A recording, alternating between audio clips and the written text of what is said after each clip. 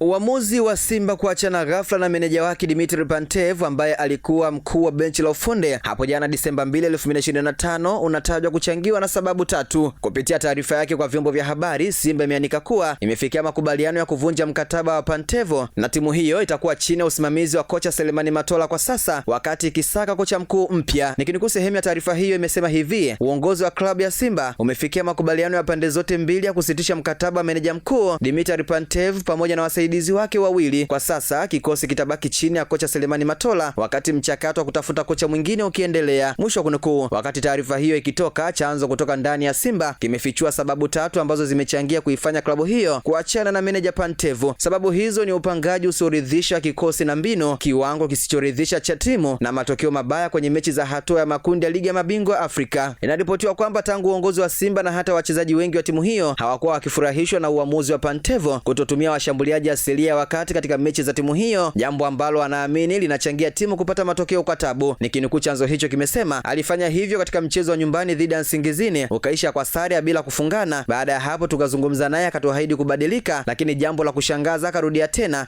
katika mechi muhimu ya kwanza dhidi ya Petro Atletico. Tulikuwa na uwezo wa kuimaliza ile mechi mapema, lakini uamuzi wake ukatugharimu. Mwisho kunukuu. Inadaiwa kwamba uamuzi huo umewagawa wachezaji ndani ya Simba, hasa wale wa nafasi za ushambuliaji, jambo ambalo uongozi umehofia lingeweza kukipasua zaidi kikosi chao na kukifanya kiwe na mwendelezo wa kufanya vibaya. Lakini pia bado wana Simba wengi wanaonekana kutofurahishwa na ukosefu wa mabao ambao wachezaji mbalimbali wamekuwa wakionyesha katika mechi za ligi na zile za kimataifa, wakiamini kwamba benchi la ufundi halitimizi vyema wajibu wake. Sababu hizo mbili zinaonekana kuongezewa nguvu na ya tatu, ambayo ni matokeo yasiyo mazuri ambayo Simba imepata katika mechi mbili za mwanzo za hatua ya makundi ya ligi ya mabingwa Afrika msimu huu dhidi ya Petro Atletico nyumbani na dhidi ya Stade Malien ugenini. Simba ilianza kupokea kichapo cha bao 1-0 katika mechi ya kwanza nyumbani dhidi ya Petro Luanda, na mchezo uliofuata juzi Jumapili ikafungwa mabao 2-1 na Stade Malien huko Bamako nchini Mali. Matokeo hayo yameifanya Simba ishike mkia katika kundi D na inatakiwa kulazimika kufanya kazi ya ziada katika mechi 4 zilizobakia ambazo inatakiwa kushinda ili iweze kutinga hatua ya robo finali.